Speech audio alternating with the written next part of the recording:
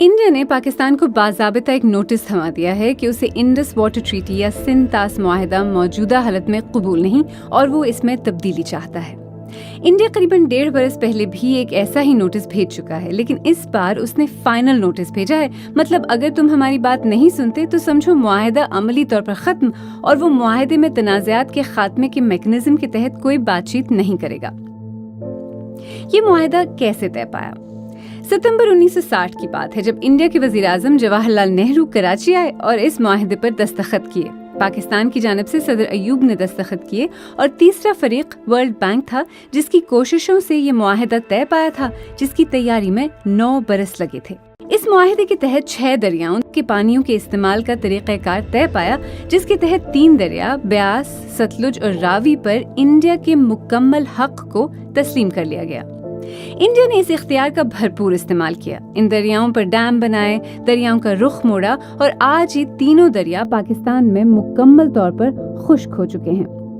بقیہ 3 دریاؤں دریائے سندھ، چناب اور جہلم پر پاکستان کو اپر ہینڈ ملا، اور ان دریاؤں کے 80% پانی پر پاکستان کے حق کو تسلیم کیا گیا۔ انڈیا کو اجازت ہے کہ وہ ان دریاؤں کا تقریباً 18% پانی زراعت کے لیے استعمال کر لے اور بہتے دریا پر بجلی کے کارخانے بھی لگا لے، لیکن وہ پانی کو سٹور نہیں کر سکتا یا اس کے بہاؤ کو کم کرنے کے منصوبے نہیں بنا سکتا۔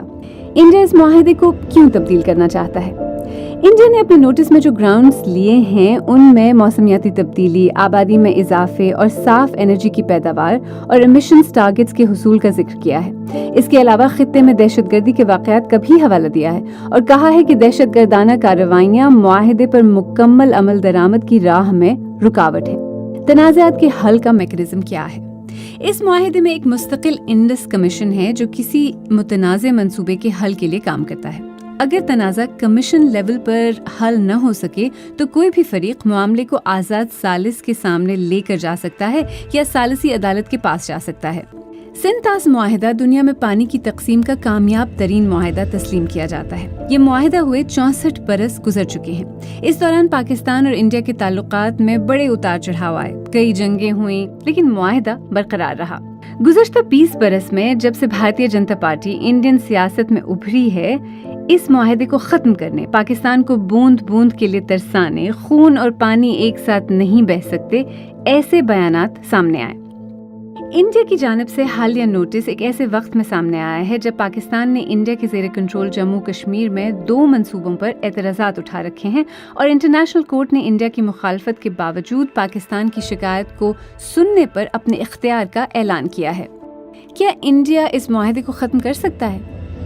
انڈین میڈیا سرکاری حوالے سے یہ خبریں دے رہا ہے کہ انڈیا نے 64 سال پرانی ٹریٹی میں نظر ثانی اور تبدیلی کے لیے پاکستان کو نوٹس کافی غور و خوض کے بعد دیا ہے، اور وہ ایک تاریخی غلطی کو درست کرنے کی کوشش کر رہا ہے۔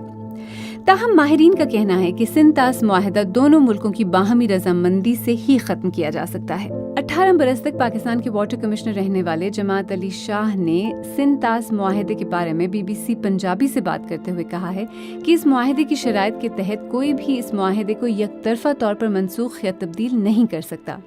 دونوں ممالک مشترکہ طور پر اس معاہدے میں ترمیم کر سکتے ہیں یا نیا معاہدہ تشکیل دے سکتے ہیں۔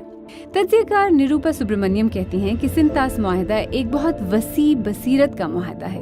اس میں یہ ویژن تھا کہ اپر رائپیرین جو لوور رائپیرین ہے اس پہ ڈومینیٹ نہیں کر سکتی۔ ہمیں یاد رکھنا چاہیے کہ ہم بھی ایک لوور رائپیرین ہیں۔ چائنا کے ساتھ ہم برہمپترا شیئر کرتے ہیں۔ اگر کل انہوں نے کہا کہ ہم برہمپترا کو ہم ری نیگوشیٹ کرنے جا رہے ہیں تو آپ کیا کرو گے؟